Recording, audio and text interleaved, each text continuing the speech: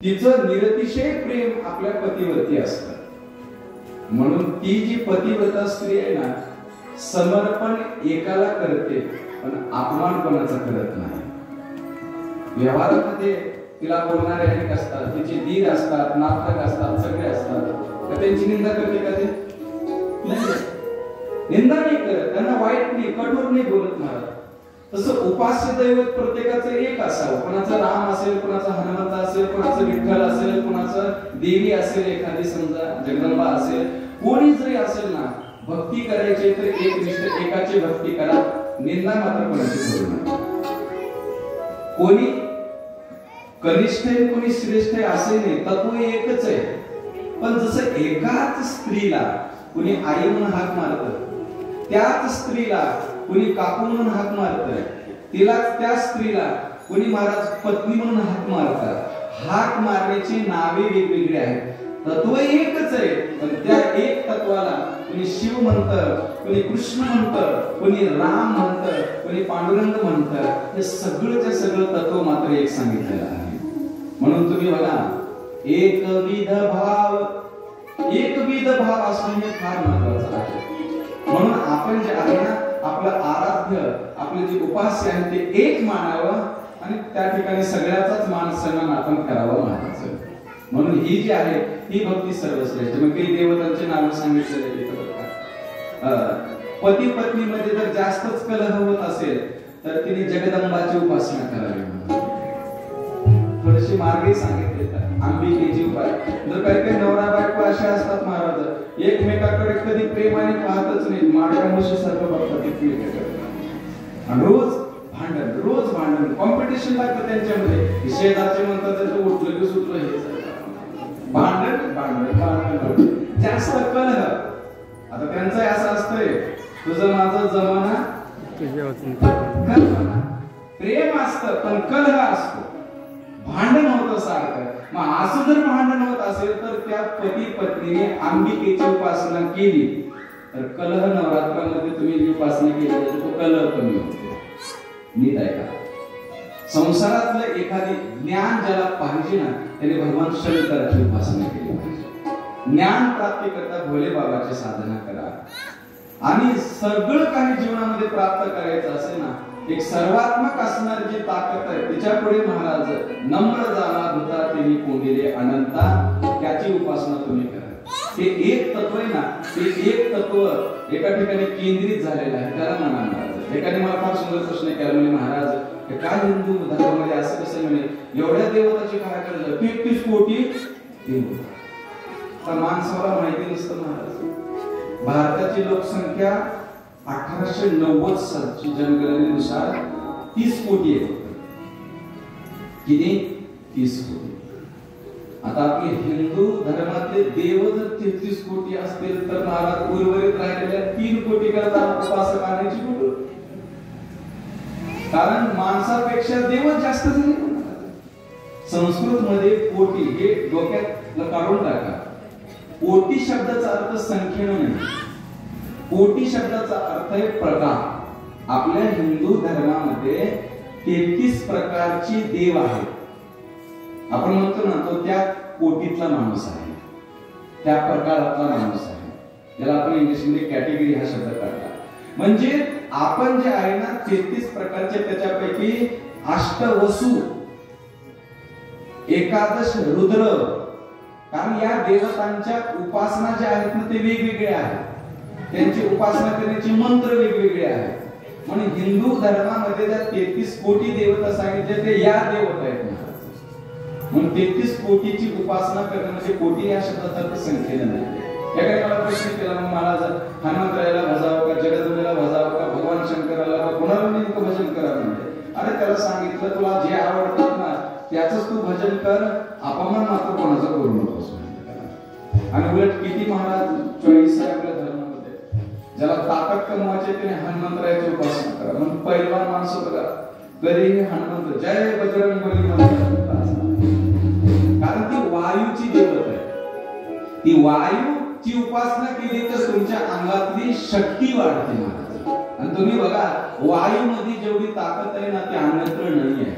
हे जेवढे कारखाने, हे जेवढे वाहनं चालतात ना ते वायूमध्ये टायरमध्ये काय आहे? हवा. हवा म्हणजे वायू. नाव बदलले फक्त महाराज, दुसरं काय आहे? म्हणून जी शक्ती आहे ती दैवी शक्ती, ताकद आहे. हनुमंतरायाला वायुपुत्र म्हटलेलं आहे. ज्याला ताकद कमवायची, शरीर कमवायचे ते हनुमंतरायाला. ज्याला ज्ञान पाहिजे तरी भगवान शंकराला.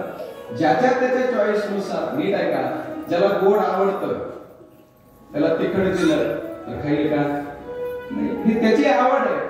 तसं तुमच्या आवडीनुसार रुचीनाम वैचित्र्या दुर्जकोटील नाना पथजुषाम. मला सांगा, समुद्र एक आहे पण येणाऱ्या प्रवाहाच्या अनेक नद्या आहेत.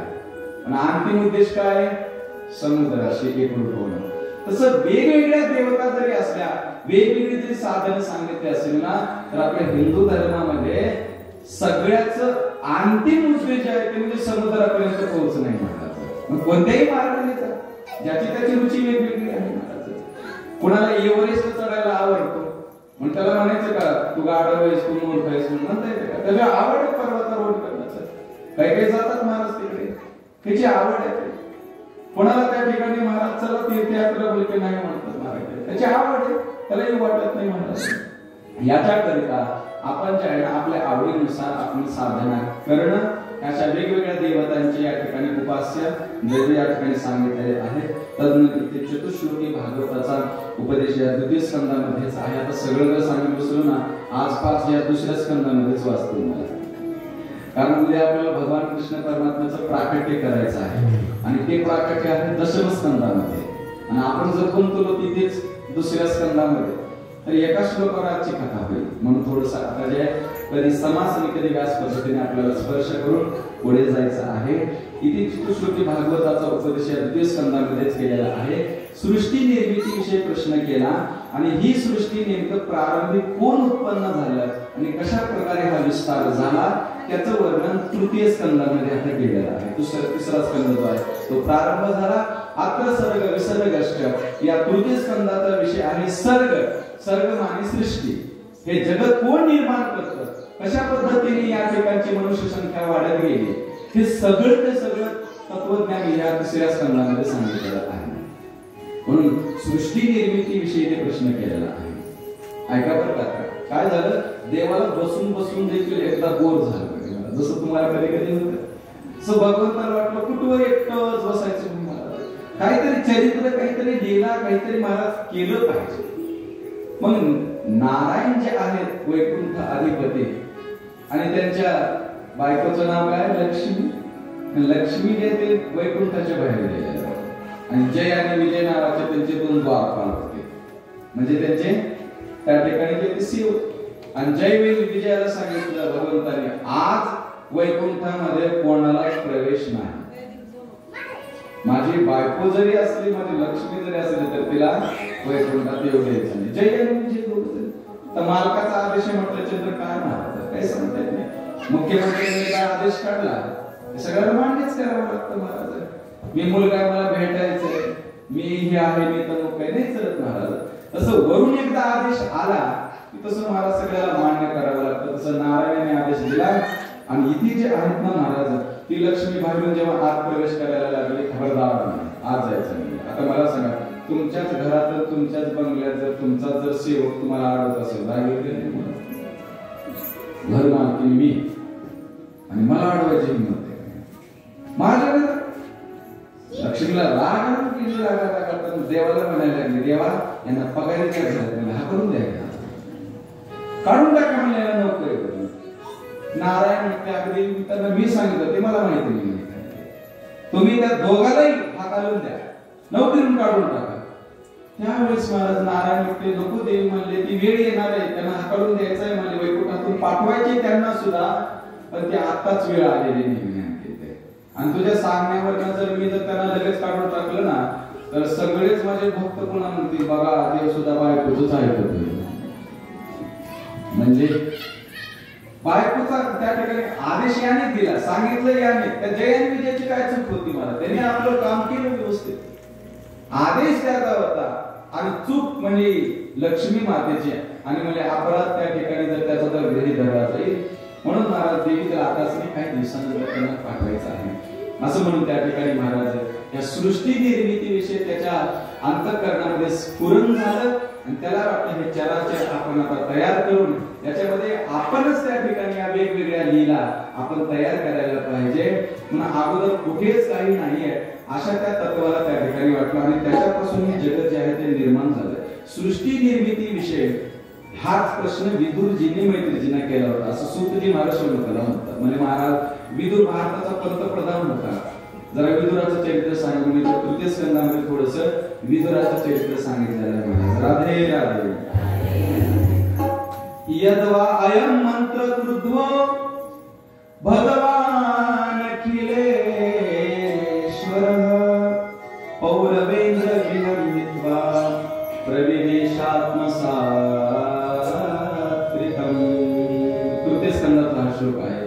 पौरवेंद्र गृहमित्वा विदुर भारताचे पंतप्रधान असून 2 एकर जमिनीमध्ये जे पिकलं त्याच्यावर तेवढं स्वकष्टाने जे मिळेल ना त्याच्यावरच उपजीविका करत होते. आता विदुर भारताचे पंतप्रधान राजा धृतराष्ट्र आणि राजपुत्र दुर्योधन होता. ऐका बरं आता. आणि विदुर वाईट माणसाचा पैसा घेत नव्हता. खरं सांगतो तुम्हाला काही मुलं बर्बाद होतात. येणारी पिढी वाम मार्गाला जाते ना ते आल्याला जो पैसा असतो ना तो स्वकष्टातून स्वप्रतिभेतून आलेला नसतो. ते आयत मिळालं ना महाराज तुम्ही बघा आयत एकदम मिळालं तिथे म्हणतात ती पोर महाराज भूते पोटा बाप आहे मोठा म्हणतात. काय म्हणतात काय व्हायचं बाप आहे ना आपला मोठा बापाला महाराज त्या ठिकाणी ग्रामीणमध्ये असं जगतात त्या ठिकाणी. हे का सांगतोय जर कष्टातून मिळवलेलं असेल ना तर त्याला त्याची जाण नसते. तो बाप म्हणतो रात्र दिवस घाम गाळतो रात्र दिवस पळतोय असं करतोय तसं करतोय तुला कसं कळत नाही असं आहे. म्हणून मला एक सांगायचं आहे कधीही पैसा कमवत असताना कारण पैसा हा लक्ष्मी स्वरूप आहे महाराज.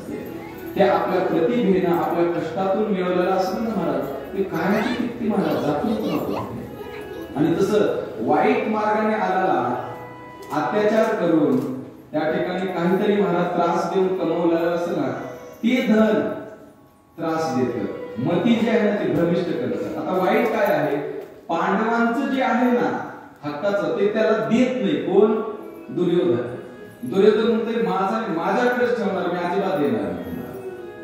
हा दुराग्रह दुर्योधनाचा आहे. त्याच्यामुळे ती वाईट संपत्ती आहे म्हणून विदुरजी त्याच्यातला 1 रुपया घेत नव्हते त्यांच्याकडे. काय करायचे ते फक्त त्या 2 एकर मध्ये जे उगवेल ना महाराज गंगेच्या तीराला त्यांचा त्या ठिकाणी आश्रम होता ती कुटी होती त्या कुटीमध्ये राहायचे दोघे पती पत्नी. आणि या दोघाही पती पत्नीने संकल्प केला की भगवान जोपर्यंत आपल्या दारात घरात येत नाहीत ना तोपर्यंत आपण अन्नच खायचं नाही महाराज. बघा पती पत्नीने कसा संकल्प केला. म्हणून महाराज काय खात होते ते कंदमुळा खात होते. फ्रुट्स फळ जे फळ आहेत ते फळ खायचे जगण्याकरता कारण अन्नमय शरीर आहे याच्याकरता लागतं. मग काही जे आहेत ना अन्न धान्य वेगळं आणि फळ जे आहे ते वेगळं. तसं फलहार करून यांनी जीवन जे आहे ते आपलं व्यतीत करत होते. 13 वर्ष झाले करून देखील महाराज जेव्हा भगवान तिथे येणार ही गोष्ट कळाली हस्तिनापूर मध्ये मग या दुर्योधनाने जंगीत स्वागत केलं तेव्हा. पण दुर्योधनाच्या घरी महाराज त्यांनी अजिबात न काही खाता तिथून जे आहेत ना ते सरळ भगवान जे आहेत कुठे गेले Thank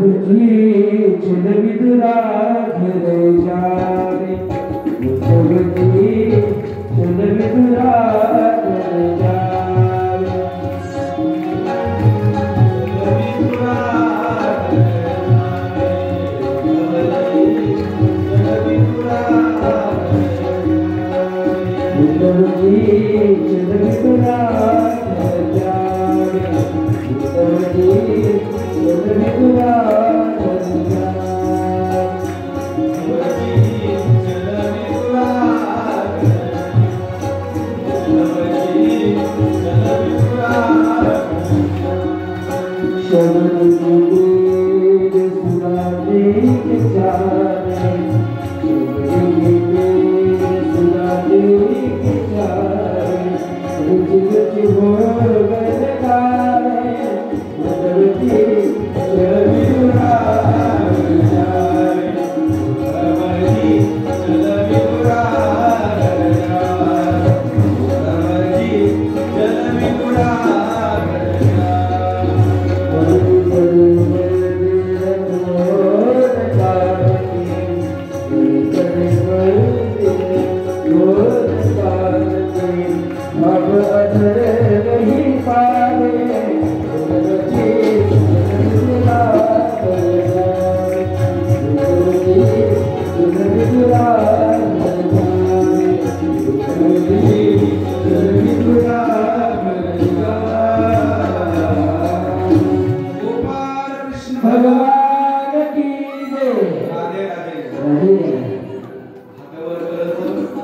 तुम्ही जागे आहेत का नाही ते कळतो मला.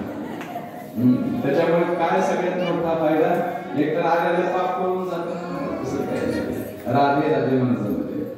म्हणून विदुर जी आहेत अत्यंत त्यागी जीवन आहे. गंगेच्या तीरावरती त्यांची कुटी भगवान आपल्या सारथी सहज सर्व 13 वर्षापासून माझे भक्त माझी वाट पाहत आहेत आणि रथ जो आहे तो निघाला तिकडे. लक्ष द्या बरं का, भगवंताला या जगातलं तुम्ही काही दिला तर आवडत नाही, आवडणारी एकच वस्तू आहे ती म्हणजे प्रेम, भाव, दुसरं काही. कारण त्याने जर हे संपूर्ण ब्रह्मांड जगत तयार केलंय, तुमच्याकडे देण्यासारखं त्याला काय सांगा बरं? काय तुमच्याकडे? लक्ष्मी त्याची दासी आहे, बाकीचं संपूर्ण जर निसर्ग त्याने तयार केलं तर तुम्ही काय देऊ शकता? याच्याकरिता भगवंत जे आहे ते भावग्रही मानव, त्याला भाव आवडतो, प्रेम आवडतो, बाकी काय आवडत नाही का? पत्रम पुष्पम फलम तोयम यो मे भक्त्या प्रयच्छति. गीतेचा प्रसिद्ध श्लोक आहे. काही द्या परंतु ते भावपूर्ण द्या. ते जे आहे ना प्रेमाने द्या, आदराने द्या. लगेच महाराज नैवेद्य देखील आपण आदराने समर्पित केल्याच्या नंतर त्याच्यातला भाव तो घेतो, नैवेद्य खात नाही तो महाराज. त्यातला तो भाव आहे, तो भावग्रही मानव, तो भाव घेतो महाराज. म्हणून नैवेद्य भगवंताला अर्पण केला जातो, नैवेद्य त्याच्यापुढे ठेवला जातो महाराज.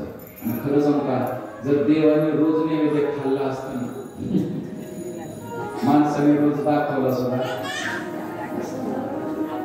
त्याच्यातला भाव महत्वाचा आहे, तो भाव महत्वाचा आहे. फूल कधी ग्रहण करत नाही, हार कधी ग्रहण करत नाही. ग्रहण करतो काय? याच्यामधला तुमचा भाव, याच्यामधला असणारा गंध तो ग्रहण करत असतो. म्हणून हे भगवंताला अर्पण करायचं असतं. दुर्योधनाकडे राजसत्ता आहे. दुर्योधनाने भगवंताकरता 56 प्रकारचे व्यंजन तयार केले होते. एक नाही, चायनीज खूप बोलवले होते. महाभारतात वर्णन आहे त्याचं. चायनीज मध्ये जे काही चांगले चांगले आचार्य ते बोलून महाराज त्याने खाद्यपदार्थ तयार केलेले होते. पण भगवंताने 56 प्रकारचे व्यंजन सोडले आणि आज इकडे विदुराच्या घराकडे पोहोचले. सारख्याला सांगितलं तर तिकडे जायचं. 13 वर्षापासून माझा भक्त आणि एक माझे भक्त माझी वाट पाहत आहे महाराज. भेटी लागे जीवा लागली से आस, पाहे रात्री दिवस वाट तुझी. ते वाट पाहत होते ते कधी माझ्या दारात येईल. आपल्या दारात देव नाही, आपल्या दारात येऊन उभा राहतो. जे भाग्यवान आहे त्याच्या दारामध्ये देव जातो मला. देव कोणाच्या दारात जातो का? दार सोडलं दुर्योधनाचं आणि आपल्या भक्ताच्या, प्रेमी भक्ताच्या दारामध्ये आज माझा देव जातो. सकाळची वेळ होती, विदुराने स्नान करत होती. विदुरजी जे आहेत ते फूल आणण्याकरता, पूजेकरता गेले होते बाहेर एका बगीच्यामध्ये. आणि सकाळच्या वेळेस केश कुरलेले, अंगावर ओले कपडे आहेत. आणि ही विदुराने भगवंत कधी येतील असे तिला शकून व्हायला लागले. येतील का माझ्या घरामध्ये? सोन्याच्या नगरीत राहणार आहे. देश विदेशातले एक्सपोर्टचे खाद्यपदार्थ ज्याच्या घरात येतात, फळ येतात, असा हा वैभवात राहणारा जगत करता तो देव माझ्या दारात येईल का असं वाटायला लागले. खरं सांगू का, ते हिंदीत एक पद आहे ना महाराज, कोण कहता है भगवान खाते नहीं. भगवान खाती कोण म्हणतं महाराज, परंतु महाराज यशोदा मैया के तरह खिलाते नहीं. कोण कहता, हे सगळं तुम्हाला माहिती आहे. मला एक सांगायचंय, त्याच्यातला भाव जो आहे तो देवाला आवडतो, बाकी काही नाही. म्हणून हे जे विदुर आणि विदुराने यांच्याकडे प्रेम आहे. अंतरीची घेतो गोडी, पाहे जोडी भावाची. देव सोयरा देव सोयरा देव सोयरा देनाचा. देवाला तुमचं घर कसं आहे हे महाराज नाही आवडत. साधा आहे, चांगला आहे, मोठा आहे, किती करोडचं आहे हे नाही आपल्याला आवडतं.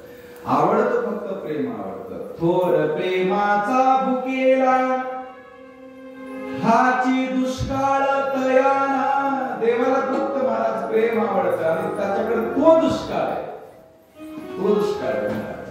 खरं सांगतात घडलेलं भगवान कृष्ण परमात्मा एका दिवशी ना द्वारकेमध्ये जेवण करत असते, प्रसाद घेण्याकरता बसले आणि भगवंताच्या जेवढ्या आठ राण्या ना, इकडे लाडू आणलेला आहे, इकडे गुलाबजामुन आणलं, जे जे काही त्यांच्या भवनामध्ये तयार झालं ते एक एक पदार्थ भगवंताच्या ताटामध्ये ठेवलं.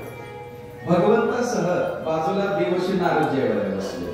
निघाले बरं काय, दोघे जण जेवायला बसले तर नारद सतत भ्रमण करणारे एवढे पंचपरमानाचा येते मला जेवण्याकरता कधी वेळ. नारदाने जी कुंडली झाली वगैरे मला श्लोक झाल्याच्या नंतर जे चालू केलं, अर्ध जेवण झालं पण देवाने एकही घास उचललेला नव्हता. नारदाला आश्चर्य वाटलं. नारद म्हटले देवा माझा अर्ध जेवण झाला आणि मी एकही घास उचलला नाही.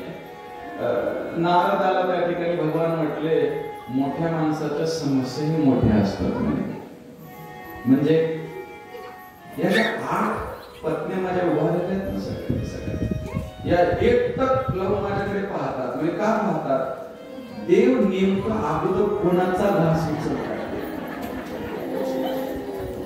ते मी जेव्हा म्हणून उभ्या नाहीत त्या, त्यांच्या मनातला भाव मला माहिती आहे. नेमकं कोणता पक्वान उचलतात. एक पक्वान उचलला की 7 नाराज बसून बसतात कोणा आणि मला त्यांचा स्वा करावा लागतो. नारदजी तुमचं बरं आहे म्हणून मला.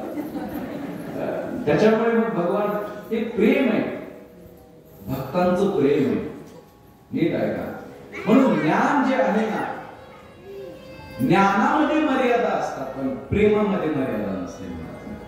साधी भाषा, सरळ भाषा तरी असते ना मला, त्याच्यामध्ये प्रेम झालेलं असतं. कोणती आई म्हणते एखाद्या तिच्या मुलाला बाळा तिकडे मर, आता मर शब्दाचा अर्थ मर आहे नाही, प्रेमाने म्हणते. रागात त्या ठिकाणी एखाद्याच बोलत असेल, प्रेमामध्ये शब्दाला किंमत नसते महाराज, शब्दाला किंमत नसते तिथे. ज्ञानामध्ये मर्यादा असते, कसं बोललं पाहिजे, अनुस्वार सगळ्याच्या सगळं कान उकार मात्रा व्यवस्थित उच्चारण झालं पाहिजे. ही सभ्य लोकांची आणि ज्ञानी माणसाची. म्हणून तुम्ही बघा भगवंताने जवळ कधीही पंडित लोकांना केलं नाही, ज्ञानी लोकांना केलं नाहीये. जे सरळ अंतःकरणाचे साधे वळे त्यांना जवळ करतात महाराज. विठो माझा बाळा. कोणती आई ना त्या बाळाला खांद्यावर का घेते माहितीये ना, त्याला भाकरच्या ऐवजी काकर म्हणतात ते तरी हसते ना, असते ना. तुका म्हणे ठेवी शहाणी या दुरी. तसं आमच्या देवाचा स्वभाव आहे.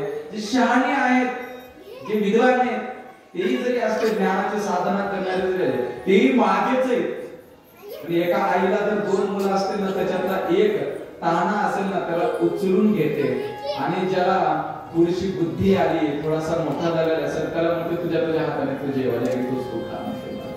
हाच भेद आहे. दुर्योधनाकडे सगळं जरी असलं तर प्रेम नव्हतं, दुसरं काही नाही. बाकी सगळी सत्ता असू द्या काय असू द्या. तसं भगवंतीकडे आलेले लक्ष द्या. आणि भगवंत हाक मारतात. कोणी आहे का घरात? विदुरजी हाक मारली. भगवंताची हाक आहे महाराज. आत जी स्नान करत होती विदुराने, तिला त्या ठिकाणी महाराज आवाज ऐकू आला आणि तिने विचारलं कोण आहे? मी द्वारिकाधीश श्रीकृष्ण. आता श्रीकृष्ण नाव जर उच्चारण जर केलं तर मोठ्या मोठ्या योग्याला समाधी लागते. त्याच्या नावात जर एवढी ताकद आहे, त्याचं नाव त्याच्या मधुर वाणीतून जर बाहेर आलेलं असेल, त्याच्यात किती माधुर्य आला असेल महाराज. म्हणून तर म्हणतात आधारम मधुरम वदनम मधुरम हसितम मधुरम. हे सगळेच सगळे ते मधुर मधुराधिपती रचिलं मधुर. हे सगळं त्याचं मधुर, त्याचंच नाव त्याच्या वाणीतून आलं महाराज. श्रीकृष्ण म्हटल्या महाराज तिथे जे आहे ती बेभान झाली, स्नान करत आहे, सगळं विसरली, अंगावरच्या ओल्या कपड्याचं केश विखुरले, तसंच पळत पळत आले. आणि ते जे आहे ते कुटीचं दार जेव्हा उघडते तर राजस कुमार मदनाचा पुतळा रवी शीतळा लोपलिया. राजस असं असणार ते तेज आणि ते भगवंताचं सौंदर्य नकशकांततेने पाहिलं महाराज. 13 वर्षापासूनची वाट पाहणारी विदुराने विसरली. एका भक्ताची आणि एका भगवंताची नजरानजर झाली महाराज. प्रेम नजरेतून प्रकट होतं बरं काय. प्रेम कधीही डोळ्यात दिसतं महाराज. खरं वास्तविक प्रेम हे डोळ्यातूनच प्रदर्शित होतं महाराज. डोळ्याची देखील एक बोली भाषा असते महाराज. आई असते ना एखाद्या लहान मुलाकडे रागाने पाहते तेव्हा तिची नजर वेगळी असते. आणि जर त्या डोळ्याला थोडी कल्पना करा, तुम्ही तुमच्या घरी आहात, रोज 5 वाजता शाळा सुटली की येणारा मुलगा आपण समजत असते. 5 वाजले की महाराज आता 5 मिनिटांनी येणार, 5 मिनिटांनी येतोय असं वाटणार. 5:30 वाजले ना मग मनामध्ये लगेच काय होतो, रोज 5ला येणार आज काय येत नाही. दारात येते, रस्त्याकडे पाहते. ती जी आसावलेली डोळे असतात ना त्याच्यामध्ये प्रेम आहे. आणि त्या डोळ्याला वाटतं कधी आता माझ्या मी मुलाला या डोळ्याने पाहिलं. हे खरं प्रेम असतं, ते डोळ्यातून प्रदर्शित होत असतं महाराज. 13 वर्षाची प्रतीक्षा.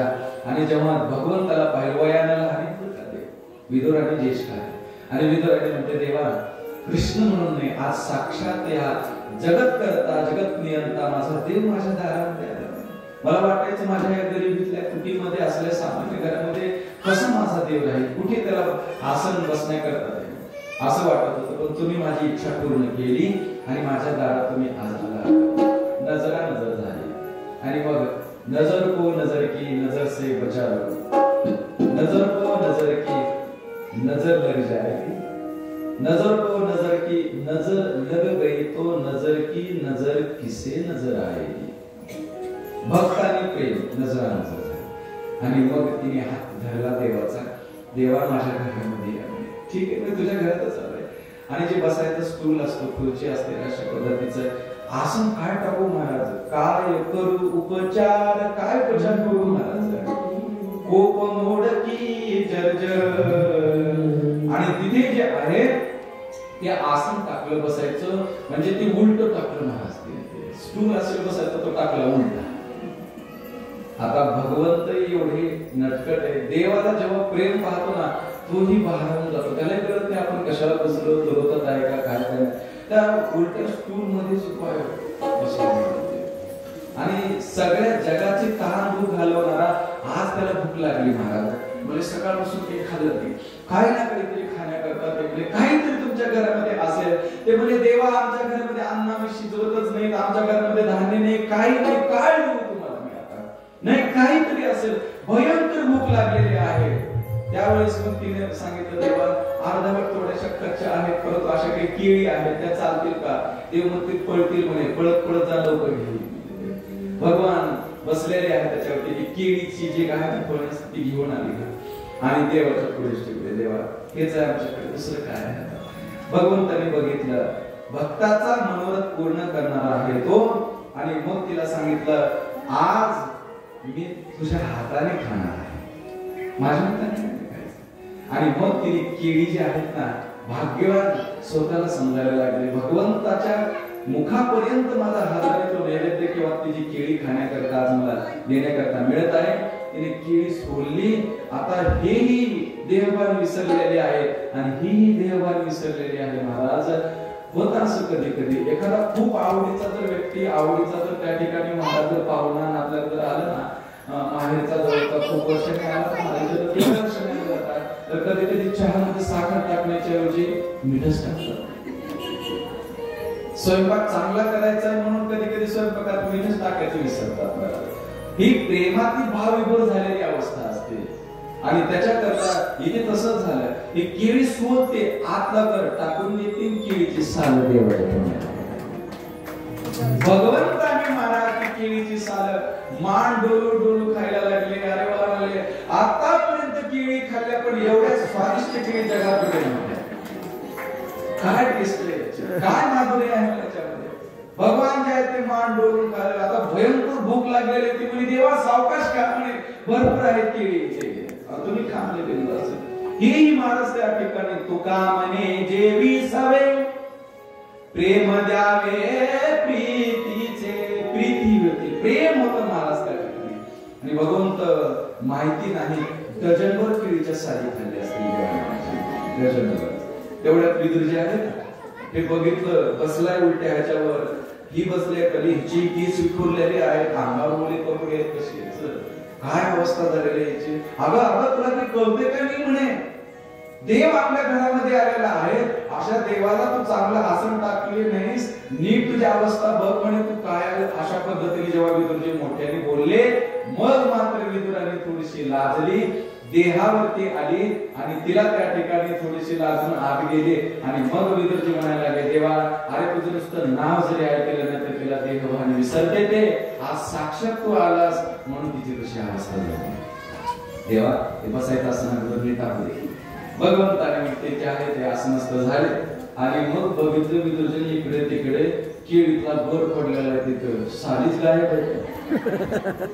कळालं तिथे काय काय झाले, काय झालं ते समजल्यामुळे विदुरजी म्हणले, देवा मला माहिती आहे म्हणे माझ्या बायकोची अवस्था काय होते ते, तिला कळत नाही, कमीत कमी तुला तरी कळतं की नाही आपण काय खातो काय नाही.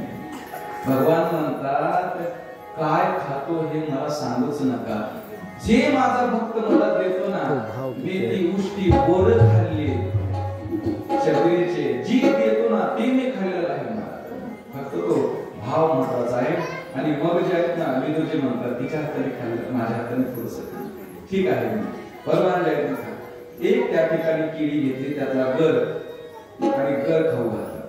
केळीचा एक घास खाल्ल्या भगवान म्हणाले, विदुरजी मुझे एक बात है, बोले क्या है, एक पूछना है. क्या एक विचारायचं तुम्हाला, विचारू का? म्हणजे हो विचारा. केळीच्या सालीमध्ये जो गोडवा होता ना केळीच्या घरात वाटला. अरे बापरे. भगवंत असं बोलले आणि मग विदुरजीच्या डोळ्यातून प्रेम आशीर्वाद महाराज. कंठी प्रेम दाटे नयनी नीलते हृदयी प्रगटे राम रूप. विदुरजीच्या डोळ्यातून पाणी होतं, त्याला प्रेम आशीर्वाद म्हणतात. आणि म्हणायला लागले, देवाचा संत भाग्यवान आहे मी, माझ्यापेक्षा माझी पत्नी भक्ती करण्यात एक पाऊल पुढे गेली महाराज. माझ्या तुम्हाला बोट लागले नाहीये, काहीतरी उणीवा याचा अर्थ. ही अवस्था माझ्या पत्नीने प्राप्त केली म्हणजे भाग्यवान आहे, मला अशी सहचर्णी मिळाली. जी आम्ही दोघांनी व्रत केलं होतं 13 वर्षापर्यंत नामचिंतन केलं. खरं सांगा एवढे दिवस साधना केली ना, देवाला बोलवण्याची गरज नाही, देव आपण तुमच्या दारात येतो महाराज. आणि हे आकर्षणाचं केलं. म्हणून इथे जे आहेत ना विदुरजीला समजावून सांगतात ते 13 वर्षापर्यंत तुम्ही साधना केली ते बाद झाली म्हणजे. मग आता अन्न जे आहे ना तुम्ही खात जा, धान्य जे आहे ते खात जा. ठीक आहे. मग ती कणस आणले आणि त्या कणसाची महाराज जे ज्वारी म्हणा काय असेल समजा तिचा त्या ठिकाणी मांडा तयार केला, म्हणजे कण्या तयार केल्या आणि भगवंताने त्या ठिकाणी विदुराच्या घरच्या कण्या खाल्ल्या आणि सांगितलं आता इथून पुढे हा संकल्प तुम्ही सोडा. म्हणून ही कथा या ठिकाणी सांगितली. देवाने आतापर्यंत दोघांच्या घरच्या कण्या खाल्लेल्या आहेत, एक विदुराच्या घरच्या आणि एक आमच्या तुकोबरा यांच्या घरच्या. पाहुणे घराशी आजी आले ऋषिकेशी, काय करू उपचार कोप मोडकी जर्जर दरदरीत पाण्या माझी राहिल्या. तुकोबरा त्याला जाण्याच्या अगोदर देवालय होते त्यांच्याकडे. आता पाहुणाला देऊन काय करावं, भगवंताने सांगितलं कण्या खाल्ल्या त्या कण्या. आता तुकोबराच्या घरची परिस्थिती म्हणजे तुम्हाला माहितीच आहे. आम्ही सदैव सुडके जवळी येतात चोर धागे.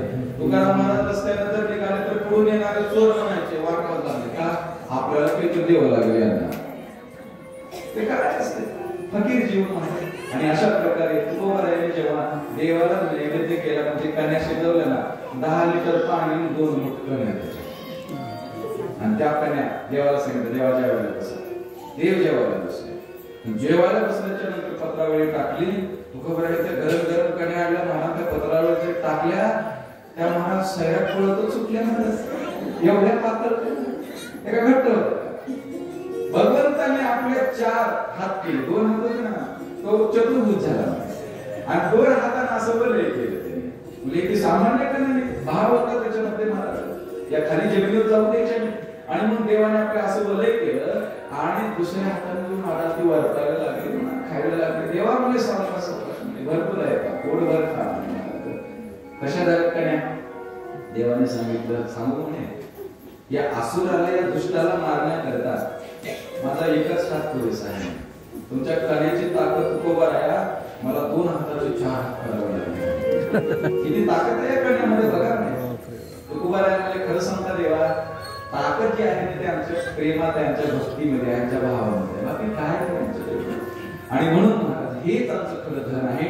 अशा प्रकारे देवाने दोघाच्या घरच्या कन्या खाल्ल्या, विदुराच्या आणि तुकोबराच्या घरच्या. म्हणून भावग्रही माधव आहे. तदनंतर जे आहेत ना विदुरजी तीर्थाटन करण्याकरता गेले. भगवंतांनी सांगितलं, उद्धवजीची वाटेत भेट झाली आणि त्यांनी जे आहे ते मैत्रीजी ऋषीकडे पाठवलं. मैत्रीजीचा आणि विदुरजीचा त्या ठिकाणी संवाद प्रारंभ झाला. सृष्टी निर्मितीविषयी हाच प्रश्न मैत्रीजीला विचारला होता. म्हणून इथे विदुराचा चरित्र सांगा म्हणजे ही सृष्टी कोण निर्माण करतं. विदुराची आणि मैत्रीजीची भेट झाली तेव्हा त्यांचा पूर्व इतिहास सांगितला. म्हणजे तुम्ही यम होता, यमाला अनिमांडव्य नावाच्या ऋषीने शाप दिला आणि त्याच्यामुळे तुम्ही दासी पुत्र म्हणून इथे या ठिकाणी जन्माला आलात. आणि हे कथन झाल्याच्या नंतर मग सृष्टीची प्रारंभिक पासूनची घटना सांगा. सृष्टी निर्मितीविषयी प्रश्न केला. सांगतात एक असणारा ते निर्गुण निराकार चैतन्य, त्याला त्या ठिकाणी सगुण साकार होण्याची इच्छा होते. आणि असा तो परमात्मा जो आहे ना, आपल्या संकल्पातनं पंचमहाभूत, पंचतन मात्रा, पंचकर्मेंद्रिय, पंच ज्ञानेंद्रिय हे सगळेचे सगळे तयार करतो. हे विश्व जे आहे तो तयार करतो. आणि तदनंतर मग महाराज त्याच्याच स्फुरणात्मक या सृष्टीमध्ये ब्रह्मदेवाची तो त्याच्या नाभी कमलातून उत्पत्ती करतो.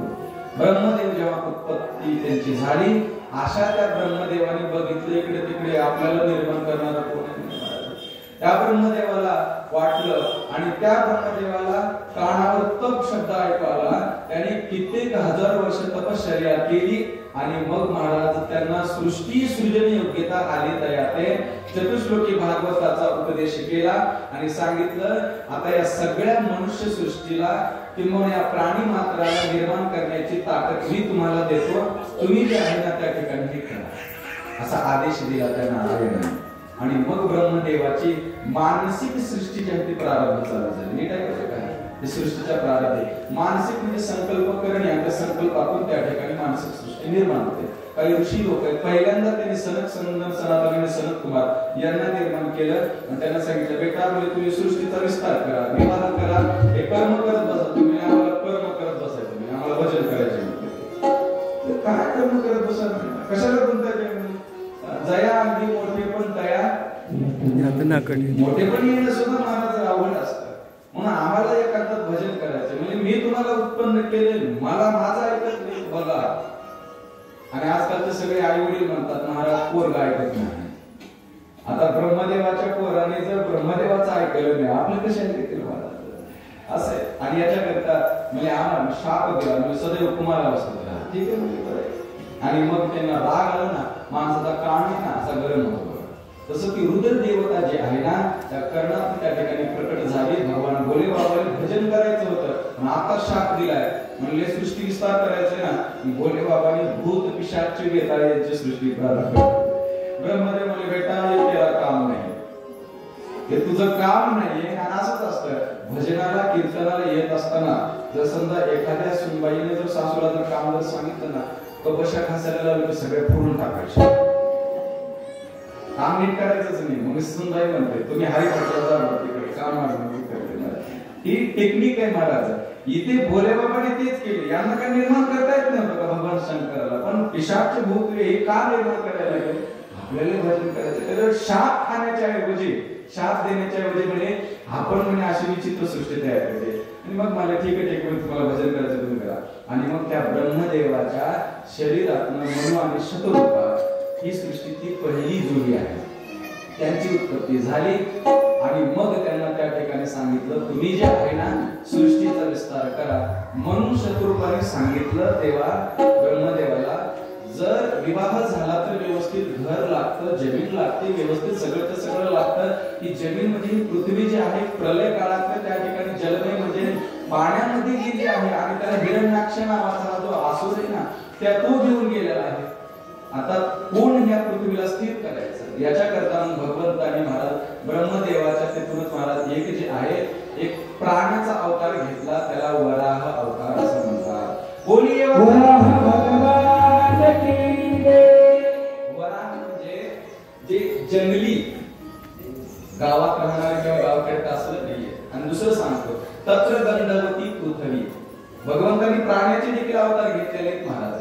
म्हणजे असं जे सुकर अवतार घेतला, वराह अवतार घेतला, कारण पृथ्वीचा गुण आहे गंध. पृथ्वी पाण्यात आहे म्हणून तिला महाराज तिचा गंध ओढण्याकरता त्याच्याकरता हा अवतार त्यांनी घेतला. तदनंतर मग महाराज ही पृथ्वी स्थिर केली. म्हणजे महाराज जरा थांबा, म्हणजे का हिरण्याक्षी हिरण्यकश्यपाला तुम्ही मध्येच सांगितले, म्हणजे त्याची विस्ताराने कथा सांगितली. तर जय आणि विजय हे दोघं जेव्हा वैकुंठात त्या ठिकाणी द्वारपाल म्हणून होते ना, त्यावेळेस ते सरकाधिक गेले होते भगवंताच्या दर्शनाला. आणि त्यांनी शाप दिला, त्यांनी मार्ग अडवला होता, म्हणजे राक्षस योगीला जाणं. मग भजन केलं तर 7 जन्म घ्यावं लागेल, आणि वैरात्मिक भक्ती केली तर 3 जन्म घ्यावं. जय विजय म्हणजे 7 जन्म भजन करत कशाला बसायचं, आम्ही 3 जन्म वैरच करू म्हणजे देवासोबत. ठीक आहे म्हणजे हा जो आहे ना जय आणि विजय, म्हणजे एकदा असं झालं होतं, जे आहेत ना कश्यप ऋषी यांची ही मानसिक सृष्टी काही ऋषी लोक काही निर्माण झालेले होते. पण मनुष्य सृष्टी ही काय का देव, दानव आणि मानव या 3 प्रकारच्या योनी आहेत. 3 प्रकारची जी कॅटेगरी आहेत मनुष्याची. देव योनी वेगळी, 33 कोटी देवचे आपण ते म्हणतो, ती देवतांची इंद्र चंद्र महेंद्राची ती वेगळी. दानव म्हणजे हे दैत्य आहेत, त्यांची वेगळी. आणि ही मानव आहे ना, मनु पासून मानव शब्द तयार झालेला आहे. हे मानवाची सृष्टी वेगळी आहे. आणि त्याच्याकरता इथे जे आहे ना, हे जे आहेत ना कश्यप ऋषी यांची पत्नी होती, तिचं नाव दिती. या दितीने महाराज सायंकाळच्या वेळेला गर्भाधान करून घेतलं त्यांच्याकडनं. अवेळी त्या ठिकाणी गर्भाधान झालं असल्यामुळे संतती चांगली जन्माला आली नाही. कधी कधी काय होतं माहितीये, घराणं चांगलं असतं, कुलीन असतात, सगळे सभ्य असतात, आणि अशा घराण्यामध्ये कधी कधी एवढं विचित्र का जन्माला येतात, कारण पेरणी करत असताना योग्य वेळ झालेली नसते. हे तंत्र आहे बरं करायचं. याच्यामध्ये तुम्हाला या सृष्टीमध्ये संतती जन्माला घालणं हे सगळ्यात मोठी जबाबदारी आहे. जर सद्गुणी, सदाचारी, चांगली, टॅलेंटेड संतती जर तुम्हाला जन्माला घालायचे ना, त्याच्याकरता देखील महाराज आयुर्वेद शास्त्राने, आमच्या ग्रंथाने तुम्हाला सांगितलेले गर्भाधान संस्कार पासून ते मृत्यू 16 संस्कार सांगितलेले. गरोदर अवस्थेमध्ये स्त्रीने काय वाचन करायला पाहिजे, कशा पद्धतीने तिची मानसिक अवस्था असली पाहिजे, हे सगळंच्या सगळं आज अमेरिकेमध्ये संशोधन चालू आहे महाराज. सगळं म्हणून तुम्ही बघा, गर्भ जेव्हा गर्भामध्ये असतो ना लहान, त्या अवस्थेमध्ये ज्या ज्या मुलीने जास्त वाचन केलं असेल, पारायण केलं असेल किंवा चिंतन केलं असेल, त्याचा इफेक्ट त्याच्यावरती पडतो ना. टॅलेंटेड संतती जन्माला येते. म्हणून योग्य वेळी योग्य संतती जन्माला घातली पाहिजे. जर नाही, जर महाराज कामा पुराणानां भयं न लज्जा अशी जर अवस्था जर झाली तर मुले दुष्ट जन्माला येतात. तसं झालं. हे जे दोघे भगवान शंकर सायंकाळी भ्रमण करतात, आणि त्यावेळी महाराजांनी न ऐकल्यामुळे यांनी सांगितलं 2 असुर जन्माला येते, जे कश्यप ऋषी ते. तेच 2 असुर म्हणजे हिरण्याक्ष आणि रडायला लागली. माझ्याकडे चूक झाली म्हणे, माझ्या काय करू मी आता, काही नाही म्हणे. यांचा उद्धार करण्याकरता देवाला अवतार घ्यावा लागेल, आणि एक याच कुळामध्ये माझा भक्त अवतार घेईल, तो म्हणजे प्रल्हाद, असं सांगितलं. ठीक आहे. आणि मग सृष्टीचा विस्तार व्हायला लागला, आणि ह्या मनु आणि शतरूपांना 3 मुली आणि 2 मुलं असा त्या ठिकाणी विस्तार झाला. त्याच्यापैकी ऐका, आकुती, देवहूती आणि प्रसूती या त्यांच्या 3 कन्या झाल्या मनु महाराजांच्या. आणि त्यापैकी देवाने जो अवतार घेतलेला होता 24 अवतारापैकी ते देवहूती मातेचं चरित्र जे आहे तिथं 3य स्कंदामध्ये सांगितलेलं आहे. त्याच काळामध्ये एक ऐका, कर्दम प्रजापती नावाचे ऋषी होते. तपश्चर्या केल्याशिवाय महाराज सिद्धी मिळत नाही. हे जेवढे काही तुम्ही बघा, कॉलेजमध्ये जॉईन झाल्या किती पगार असते, रिटायर होताना किती पगार असते. जेव्हा तुम्ही जॉईन झाला, जेव्हा तुम्ही लागला तेव्हा किती कमी असते, थोडीशी असते ना. तुमचं जसं जसं तप वाढेल तसं तशी तुमची योग्यता देखील वाढते. तपश्चर्या जो अधिक करतो ना त्याला अधिक फळ मिळत असते.